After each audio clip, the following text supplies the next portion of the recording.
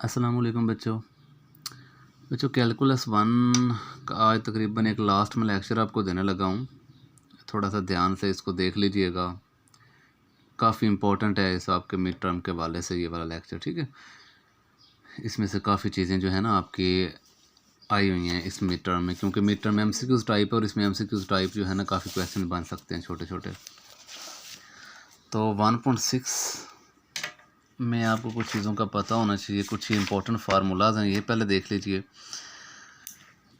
Log ln e आपको पता होना चाहिए कि ln e जो है उसकी वैल्यू क्या होती है, 1 होती है। अच्छा, लॉग की कुछ प्रॉपर्टीज़ हैं, ये आपको पहले पता होनी चाहिए कि लॉग के आगे अगर दो फंक्शंस मल्टीप्लाई हो रहे हैं, जैसे b मल्टीप्लाई x, बीच में क्या अलामत है, मल्टीप्लिकेशन की, तो लॉग जो है वो b पे अलहदा अप्लाई हो गया और लॉग जो है वो x पे अलहदा अप्लाई हो जाएगा और बीच में क्या आएगा, प्लस, क्योंकि ये दोनों क्या हो रहे थे, मल्टीप्लाई।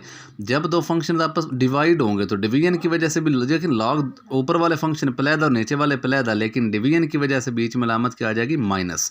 तो उसके बाद देखिए रेसिप्रोकल रूल में क्या होता है, लॉग इंटू 1/x। अच्छा, अब अगर आप इसको उल्ट करते हैं तो फिर बाहर क्या लग जाएगा, माइनस। ये रूल भी देख लीजिए। और ये लास्ट पे पावर रूल है, इंपॉर्टेंट है ये भी, कि लॉग के आगे जो फंक्शन है उसकी जो पावर होती है वो पावर शुरू में आ जाती है लॉग से पहले। लॉग के आगे जो फंक्शन है उसकी जो पावर है वो पावर शुरू में स्टार्टिंग में लॉग से पहले लिख देते होते हैं, ठीक है।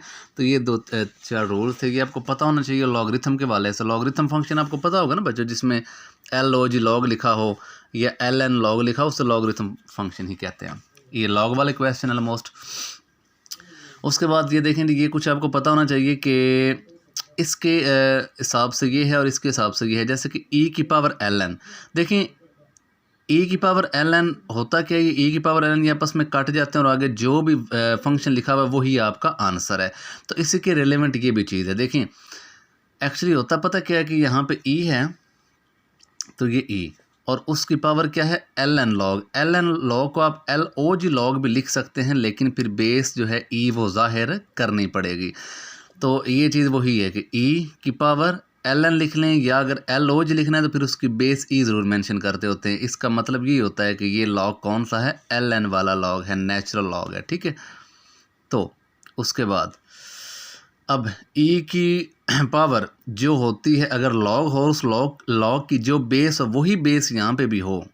जो लॉग की बेस है, मतलब e की जो पावर है ना वो होनी चाहिए लॉग, और उस लॉग की बेस देखें, वो बेस अगर ये सेम टू सेम ऐसे ही है तो फिर ये सारा जो है ये कट जाएगा, सिर्फ ये आपके पास आंसर आ जाएगा।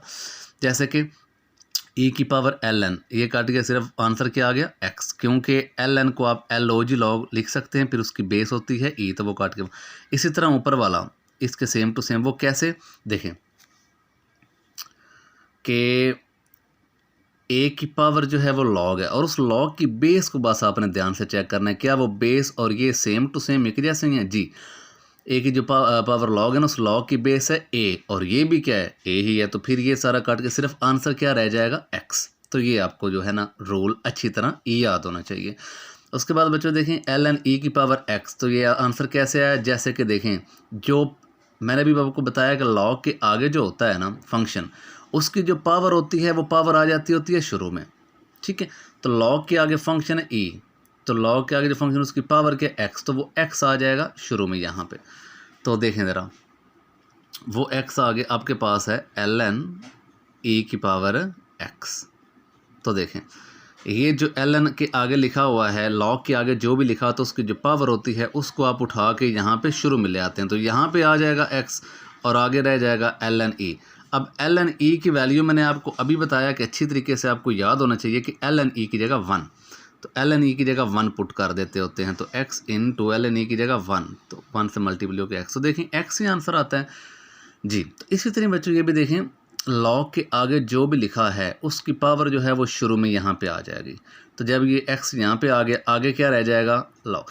तो लॉग में जो ये नंबर है वही उसकी बेस हो, तो उसकी जगह आप लिख देते होते हैं 1। जैसे कि अभी देखें ये क्वेश्चन आपने किया है, तो ln e की जगह 1 एक्चुअली पता है कैसे है, क्योंकि ln जो होता है उसको आप LOG लॉग भी लिख सकते हैं, LOG इसको आप लिख सकते हैं बच्चों कि LOG लॉग, लेकिन LOG अगर लिखेंगे तो उसकी बेस में फिर e ज़रूर मेंशन करेंगे। तो देखें इस सारे की जगह आपने क्या फिर पुट किया, ये और ये सेम चीज़ है ना, क्योंकि वो भी एल एन लॉग है और ये भी एल एन ही लॉग है, लेकिन अगर अब एल ओ जी लिखेंगे तो फिर उसकी बेस में ई ज़रूर मेंशन करेंगे, क्योंकि इसका मतलब होता है लॉग है लेकिन ये नेचुरल लॉग है, एल एन वाला लॉग।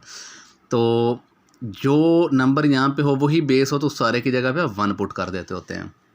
तो इसलिए जब ये x स्टार्टिंग में आ जाएगा तो आगे ये सारा 1 बन जाएगा, तो सिर्फ x ही आपके पास आंसर आ जाएगा। ठीक है, इसी तरह ही ये आपको पता चल गया होगा। उसके बाद ये चीज़ को ये तो आपको समझ आनी चाहिए, क्योंकि लॉग से जो पहले होता है वो उसकी पावर बन जाती होती है, जो पावर होती है वो उसके शुरू में आ जाता होता है। तो अगर ये चीज़ उसकी पावर बन जाए तो a की पावर x, तो e की पावर ln काट के a की पावर x ही आपके पास आंसर आ जाएगा। ये इंपॉर्टेंट चीज़ है, ये आपको पता होनी चाहिए बच्चों। ये रूल क्वेश्चन में भी इस्तेमाल होगा, काफ़ी इंपॉर्टेंट है कि लॉग जो है आप कैसे इसको नेचुरल लॉग की फॉर्म में लिखेंगे। नेचुरल लॉग की फॉर्म में इसको अगर लिखना चाहें तो ln ये जो नंबर है जिसका लॉग अप्लाई हो रहा है वो ओवर में ln बेस, ठीक है, ऊपर भी ln लॉग नीचे भी है, लेकिन ऊपर ln लॉग के साथ आप वो लिखते हैं जो यहाँ पे जिसका लॉग लिया जा रहा हो वो फंक्शन, और नीचे ln लॉग के साथ आप वो जो बेस होती है ना नीचे सब्सक्रिप्शन में नीचे छोटी सी बेस वो आप लिख देते होते हैं। तो ये इस तरह आप नेचुरल लॉग में कन्वर्ट कर देते होते हैं। आप ये टिक भी कर लीजिएगा और ये आपने चीज़ें जो हैं वो ध्यान से कर लेनी है। उसके बाद है एक्सरसाइज स्टार्ट करते हैं। चलें ये अगली वीडियो में हम देखते हैं।